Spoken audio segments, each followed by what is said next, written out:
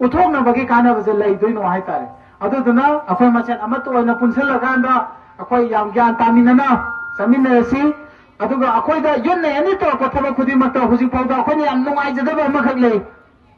सेंतोरे अखोयना कैदोबै सेंतोदोनो अखोयदि सेंतोकै मथौसु तादि हाइना खल्लुबा हाइतारे सेंतोकै मथौ तादे अखोयना तौदबनिना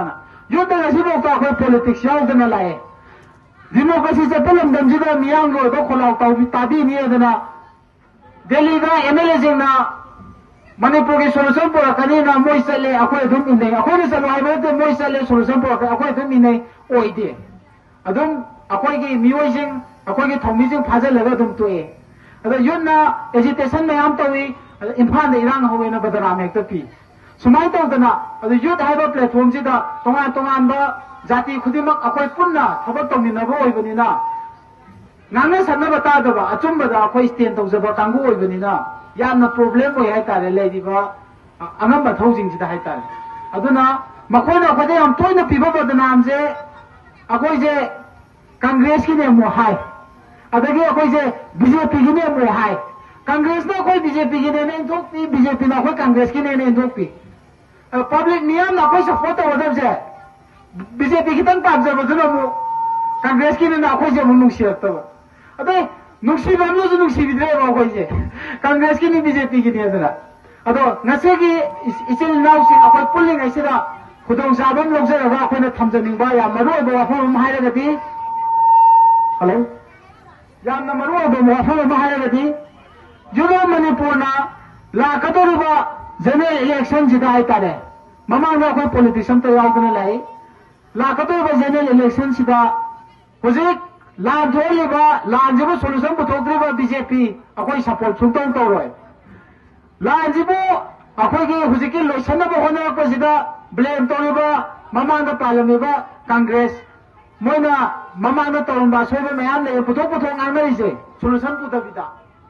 मोइजो अखोयना support तौरोय अदुदे अखोय BJP जो ओइदे Congress ओइदे अखोय neutral ओइदरे अखोयना support तौगनी कनाना तौगनी मथंदा independent होना थोड़को हयें कारकांदा मिवोदा चोंसनदौबा नत्तबा हयें कारकांदा मिवो चोंसनदौदि अखोय पामदे अदो